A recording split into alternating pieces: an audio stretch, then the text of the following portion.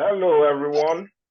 Welcome to another episode of Grand Football TV.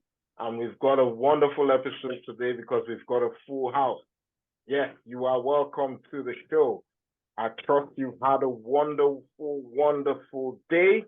And I'm going to introduce you to my array of guests today. I'll start from my top right, the Man United fan, Mr. Deon.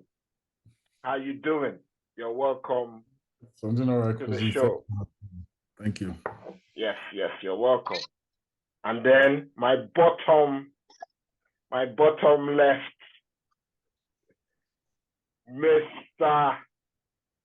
Silas, the one with no team. He's got no team in support. So I can't even say this fan, unless he supports a team that I don't know about. But so far, I know he doesn't have a team. Silas, you're welcome to the show. Thank you so much for not letting me to for not breaking that out. Actually, I don't support any, and I don't want to put out my emotion for any team out there. It feels good that my community team is doing well. I saw Spark at St. James Park this night. 2 goals in the last 2 minutes for Newcastle. It tells you it's really serious for the Champions League football next season. Yeah, we'll talk about that team. That team's doing well. And last but not the least, my main man, Dr. Osita. How you doing?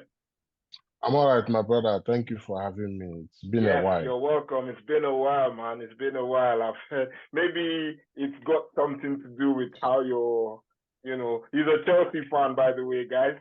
Maybe by the way the team has been doing this season, he's just been quiet. But he's here today. I've been busy with some other things, but anyways, we all know the story. There's no need to touch on that. If we start with Chelsea now, we'll probably talk about Chelsea all through the show today. But let's move from Chelsea and come back to them when we talk about their game. So it's like I've been saying lately, it's getting to the end of the season, the business end of the season. And as it stands, we can pretty much say we know who is winning the league in the Premier League. We have a winner in the Premier League, which might be crowned on Sunday when they play Chelsea. So that is, in my opinion, a foregone conclusion. Or does anyone? I'm an Arsenal fan, and I don't think Arsenal can do nothing at this stage. In fact, it's game, set, and match. Or does anyone have any contrary thoughts to that? All across the board, we agree. It's obvious. Yeah, very obvious. So let's start with the game that finished tonight, that just finished. Newcastle played Brighton. And it's funny how football is, because Brighton have lost today 4-1. And not just long ago, this same Brighton beat Arsenal 3-0. And not so long ago, this same Arsenal beat Newcastle 2-0. So it just goes to show you how football is crazy, man. Football is a crazy game, especially in the Premier League. Anyone can beat anyone. It's not about how well, except if you are Man City, you might struggle, especially now. But everyone can be beaten. So what did you guys make of that game, if you guys saw any of it? What did you make of the Newcastle Brighton game? I'll start with Deon. Well, I was just right outside, and I've been hearing the chant all the way from St. James Park. Yes, I watched the game briefly, but then I saw highlights. Yeah, and then you could tell that Brighton does this. They do this funny thing where when they meet a club such as, let's say, a struggling club, sometimes like my club, money. When they know that is when they know that football is sweet. They want to play football. Play so well. But I just feel like they, even right before the match, you could tell the tensions from the stadium, like the atmosphere.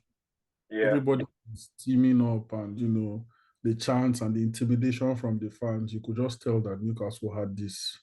They had it in the bag. Because going into the match, I know that from the previous match that Brighton played their most recent match. I think it's with Tottenham. I'm not too sure. No, the previous one was Arsenal. Okay, yes, it was Arsenal, yes. Yeah. Even though they played really well, I think Mitoma started to have slight, issues. And then coming up from the upset today with Undav scoring an own goal and then coming back, you would think that it was game set and match when it was 2-1, but Newcastle came back and they just showed them that this is St. James Park. So.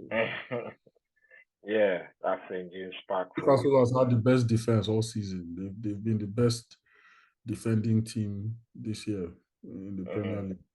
And it's showing. It's showing even at the end as well. It's showing even at the end. Dr. Osita, what did you make of the game?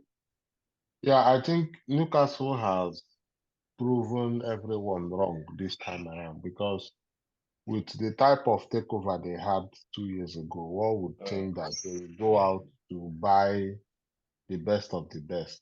They simply made smart signings. They signed players in key areas where they needed players, and they signed the right players. And what we are seeing is a result of smart buying, and how with the right footballing culture and the right manager and the right crop of players, impossible is nothing in football. So Newcastle is just an embodiment of doing the right thing the right way. Yeah. So they've merited their current position, and I hope and pray they build on this, because it's one thing to set a standard and another thing to build upon that standard. So if they're able to make more smart signings over the summer and then build upon the standard they've set themselves, maybe in the next 5-6 years they might be ripe to be genuine title contenders and might as well go as far as winning it. Absolutely. But at the moment, they have proven themselves worthy of the third position in the table and the spot in next season's Champions League stages. I think one thing you said there, which is very key, is the smart signings they made. Smart signings, especially having this array of cards that they could buy anyone they wanted to buy, but they didn't do that. They went for the actual people they needed and not going for big names, just going for people they know would come in and do the job. Exactly. And complement the culture of the club. Exactly. So they have a tradition, so they just decided to follow their tradition in a very smart way. Yeah. Silas, what did you think of the game? Well, Newcastle in general. Good work from Newcastle. Aside the fact that these guys actually have made St. James Park a fortress this season, losing to only Arsenal and Liverpool 2-0. You can see the hunger, the taste of a team that wants to play in the Champions League next season. They get the opportunity to come at you at any time in the point of the game. They do it in style. At the time in that game, I thought Brighton was coming back after that 2-1. And then you see a fight, hunger from a team that wants to go. They ran riot at Brighton at the late end of the game by scoring 2 goals in 2 minutes. And then they even had the opportunity to score more if time was present for them in that particular game. It tells you that unity, hunger, desire, these guys are ready to go through mine. And then there's something again in that team that amazes me is the fact that is Eddie Howe able to deploy Callum Wilson and Isak at the same time playing in a game, and then you don't get to know who is the top striker in that particular team. It amazes me because at a particular time in the game, you see Isiak drifting to the left, and then before you know it again, you have Wilson coming back from any side of the pitch to play at you. It tells you that they are serious, they are determined, they know that, okay, a more attacking style of play will help them to get to that position they need. And they've been doing it all. They've been doing excellent. Then I also see a combination of Bond and Trippier. Sometimes you wonder if these guys are playing from a defensive position or they are part of the attacking style. It's very difficult to predict. Hopefully, these guys will be able to keep up to this style of football next season. Or if anyone is going to come into the team, hopefully the players or anyone coming into the team will be able to blend with the style and the tradition they've gotten accustomed to so far this season. Yeah, it's been a great season for the likes of Newcastle, and now they can just, like the commentator was saying as I was listening, you were saying now the guys will now start getting their passports ready to fly around Europe again. You know, and Newcastle fans, they can travel. Yeah, they can travel in Europe. Yeah.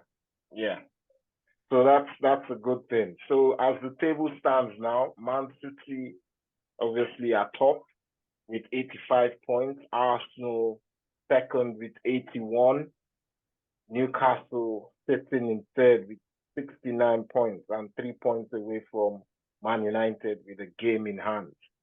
So it's up to Man United now. The ball is in their court to see if they can tap Newcastle for that third place and overtake them, as long as they win their own games, because their games too are a bit tricky. They've got Chelsea, one of the games, and I think they've played Brighton, so that do they have Villa? They have Aston Villa. Yeah, they have Villa as well. So 2 very, very tricky games for them. I mean, Chelsea don't really have much to play for now. So, but just that pride, that's what I feel would stand in their way. Because Chelsea would not just want to just lose to Man United, especially, for the normal stuff of bragging rights. But we'll see how that goes.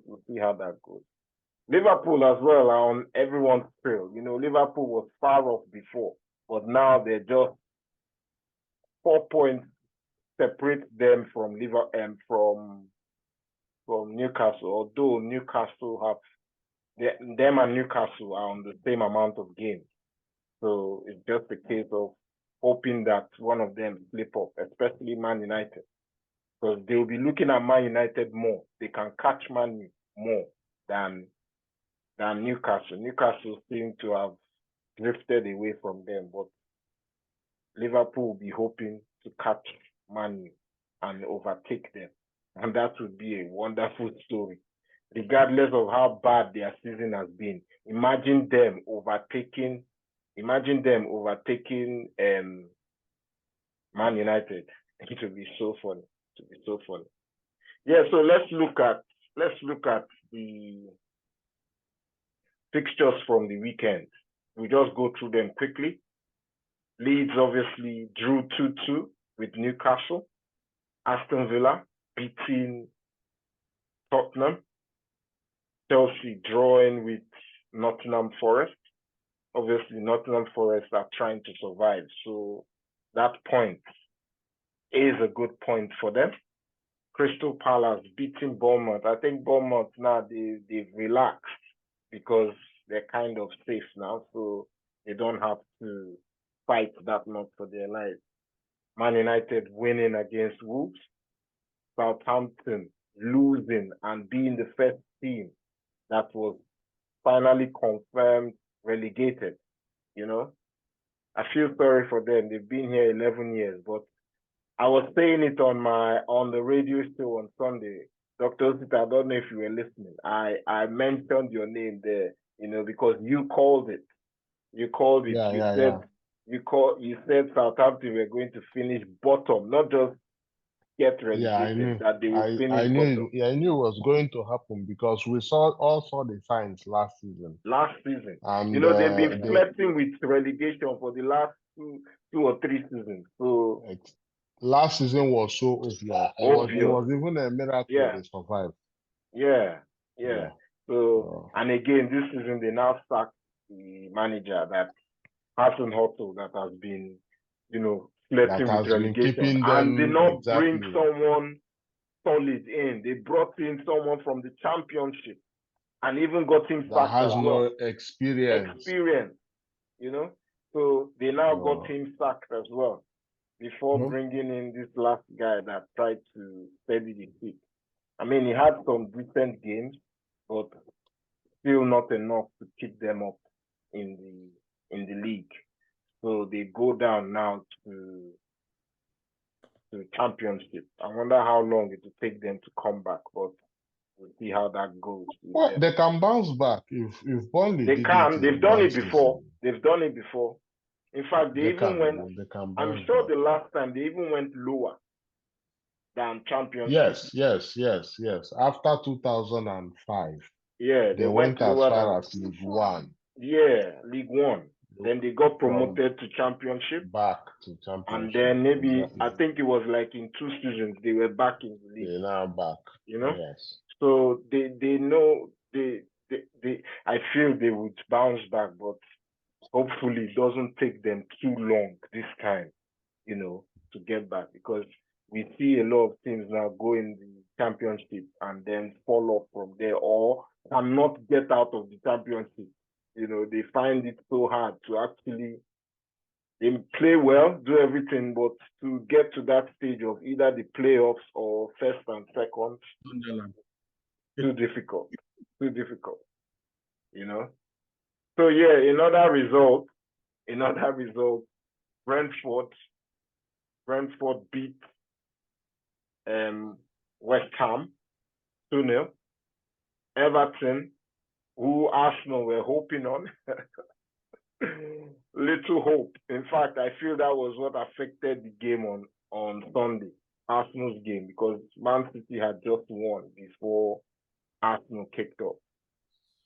Man City comfortable win against, Everton. Well, everybody was hoping that because this game is sandwiched in between their very tough game in the Champions League, which we will touch on quickly, they won comfortably 3-0 against Everton. It was so easy. Then our dear Arsenal, well, not dear to you people, but dear to me. My dear Arsenal decided to throw it all away and lose to Brighton comfortably. Leicester losing as well to Liverpool. And then obviously today's game, Newcastle, Brighton. So amongst those fighting for their lives, I want us to look at them quickly. So between the relegation zone, we have 4 teams. Let's put it 4 teams that are probably in contention, where 2 of them would join Southampton going down. And that's Leicester, Leeds, Everton, and Nottingham Forest. So it's between those 4 teams because those teams are within the same point range. There's only 4 points separating those 4 teams. So Leicester City are 19th, Leeds are 18th. So those ones are already in the bottom zone. But I want to go around. Who do you think amongst those 4 teams have enough to stay up? Dr. Osita, I'll start with you. I think the Sam Allardyce effect might help Leeds stay up. Okay. And Nottingham Forest will escape. So it's Leicester and Everton I'm really afraid of. Especially Leicester City, because Leicester City story is just heartbreaking. How can you move from league champions and in 6 years you're moving down to the championship, from champions to championship, Yeah. League champions, FA Cup champions, and now exactly. even the community shield, Community Shield. Yeah. And you see that in the case of Leicester, it's just the opposite of what happened in Newcastle. Yeah. So you can't make poor judgments, sell your key players, and you don't invest into that same team, and you want miracles to happen. Exactly. You keep using your key players season in, season out. Yeah. And you don't sign players that would replace them, even if not immediately, but over a short period of time, because their impact is felt. Their departure from the team is, affecting the performance of the team, and you need to steady the ship. But instead, you decide not to sign players. Yeah, Or the even Leicester story is very, very unique because it is when the owner passed away. Where father and everything son changed. Father and son don't share the same ideology. In as much as it's your son, his own way of doing things. But one would think that the son will make smarter decisions than the father. Yeah. True. You understand? True. Build upon the man's legacy, or even do it differently. But it's sad seeing that he decided to take a different route. Yeah. Thereby plunging the team into crisis. Yeah. But hopefully they will bounce back. Hopefully they can keep some of their players, because I feel a lot of their players are still Premier League quality, and they would lose a lot of them. The likes of Maddison, the likes of Harvey Barnes, the likes of even Iheanacho can still get a team that can take him on, So Tielemans, yes, definitely. So they will lose a big chunk of their core players, I feel, when they might lose up to 6 to 7 first team players if they end up relegated. True. Definitely. True. Because these guys are superstars and are professionals, and they want to play the best of football, so they will definitely walk away. Exactly. It has happened before. It's not the first time. So exactly. They will lose so many key players. And their ability to now sign, they might end up signing championship quality players to help them come up. And then in the future, try to struggle to sign the right players to keep them in the Premier League. Yeah. But definitely they are going to lose a lot of players. Yeah. It's really heartbreaking. If I'm a Leicester fan, I don't know how I will feel at the moment. Silas, what do you think? Who do you think amongst those four? Okay. Let me say this time, the Allardyce effect may not play out. I don't know. Because I agree with you. It's been a while he's been in management, so things have changed a lot. I've seen it when it comes to rescuing a team from sinking. He has seen it. He has done it a couple of times, not once, not twice, even 3 to 4 times, and so on. So, but I just have this belief that it may not happen this particular time. I see Leeds going. It might just fall short. Yeah, sure. I see Leicester for me. Definitely they will go. So I'm seeing Everton and AFC Bournemouth to survive.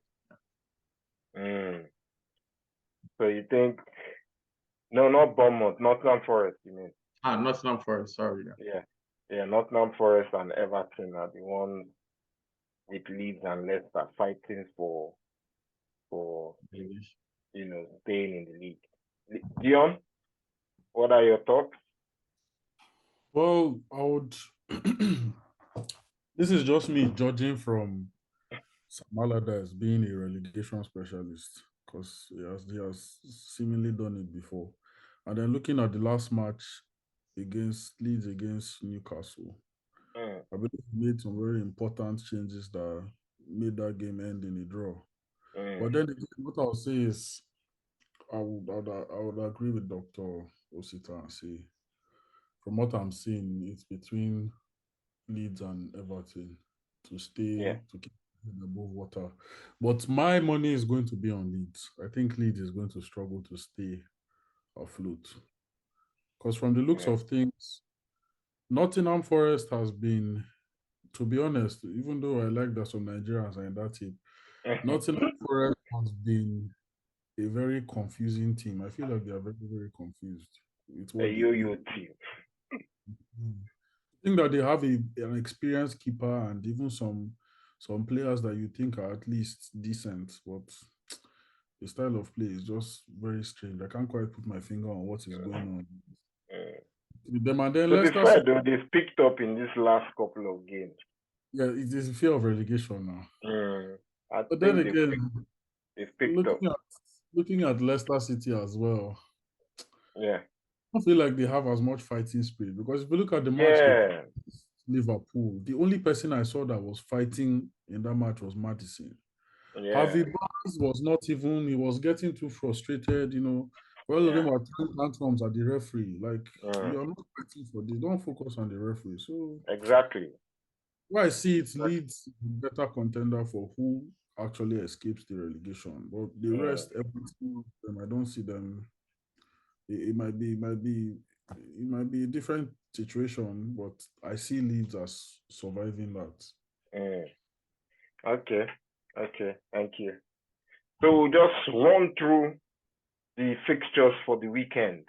There's some interesting fixtures this weekend.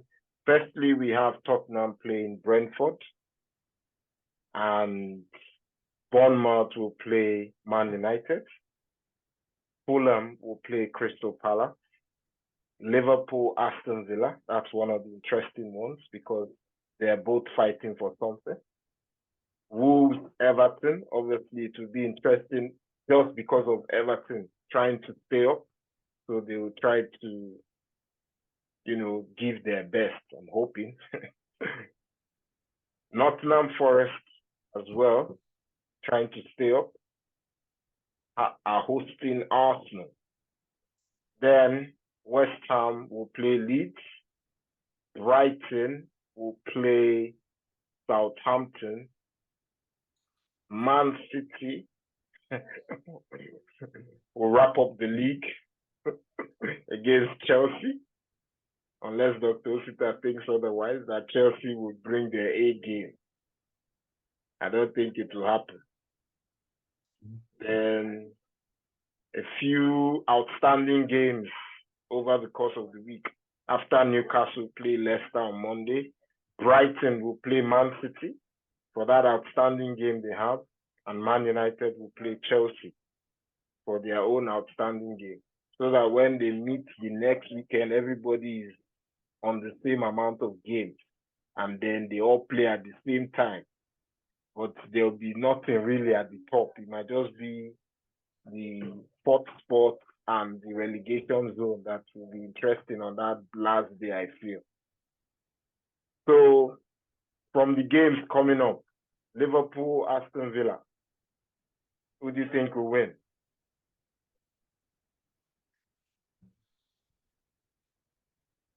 Anyone? Liverpool is one of the most informed teams at the moment. Yeah. Aston Villa, I think they are now going through a dry spell. They won though. They won their last game, so they might. That was after from that. After a loss and a draw, if I'm not, if I'm correct.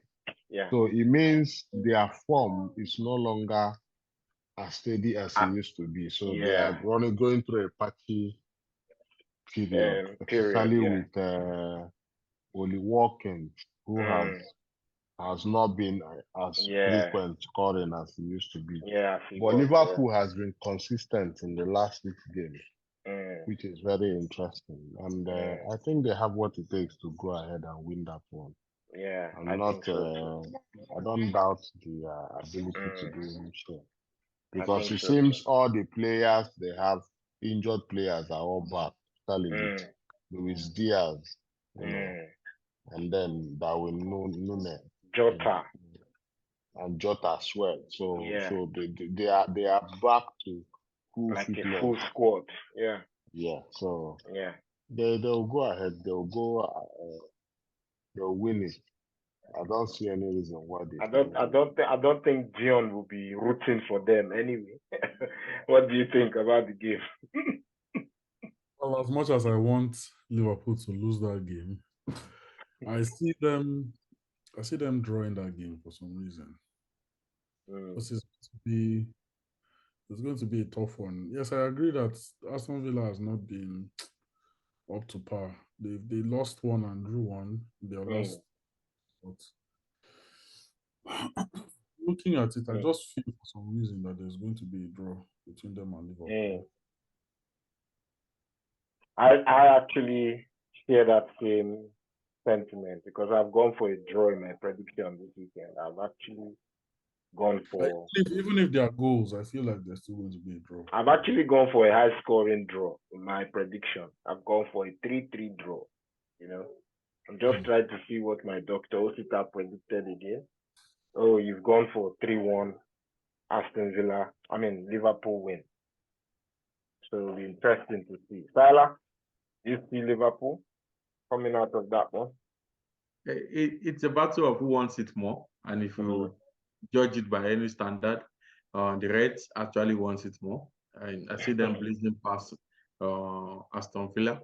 Don't forget, last weekend, Salah with a hat-trick of assist. And then it's always a plus when you have some players back from injury. And then it's when you need something more, and then you have your players back from injury, it tells you that you have something to give. So I see Liverpool winning, and then giving the top four a more hot seat for everyone there, most especially for Man U and Newcastle. I feel that pressure needs to come in, and this is the right time for Liverpool to give that push to it. So United needs to be careful on the side that Chelsea might not want to lose to City and then at the same time lose to United. So by every standard, United is on the verge of, would they go to the Champions League or not? If Chelsea should lose to City, it will be hard for them to lose to United as well. So United needs to just be up to their game when they play Chelsea and then as well play this weekend in particular. But looking at the relegation teams, I see Everton winning over Wolves, and then Nottingham Forest losing to Arsenal, and then Leeds as well losing, and then making Everton. Interesting. So we'll talk about do we call them champions elect? Man City versus Chelsea. Do you think that can end well? Do you think Man City can wrap it up this weekend? The only painful part is that Chelsea having to give City a guard of honor, but you have no choice. You just have to do it this season. But the guard of honor is dependent on the Arsenal result. Yeah. So if Arsenal lose, the guard of honor is steady there. If Arsenal or draw, in fact, Arsenal have to lose. They have to lose. They have to lose for City to progress. For the guard of honor to be before the start of the game. You understand? Otherwise, it will be in City's next game. Well, it doesn't matter. At the end of the day, one team will definitely give them a guard of honor. Whether Chelsea gives it to them, or Southampton gives it to them, it doesn't change the fact. Let me remind you, over time, Chelsea have always been doing everything possible not to give the leading team guard of honor. We can remember against Liverpool, Mourinho's era. Remember a particular season, Arsene Wenger era against Arsenal and some other things. So it's typical. What we end up doing is to enable the eventual winners win the title. So that is what we have done. We did it for Leicester City. Yeah, we did it for Leicester. We did it for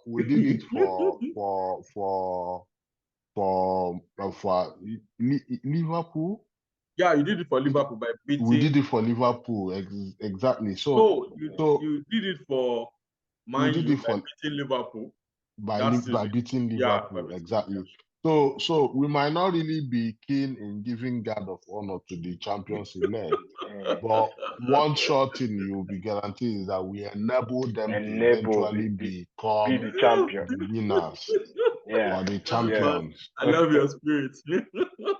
No, I'm a Chelsea fan through and through, so I've seen it all.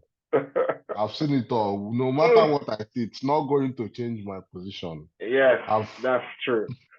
So before we go, we'll say huge congratulations to a few leagues that have already been decided. Obviously, Napoli have won the league, and Barcelona just recently won the league this weekend gone. And in the Dutch league as well, Feyenoord winning the Dutch league. Wow. Yeah, Feyenoord winning the Dutch league. So 3 leagues already decided amongst the big 6, I call them.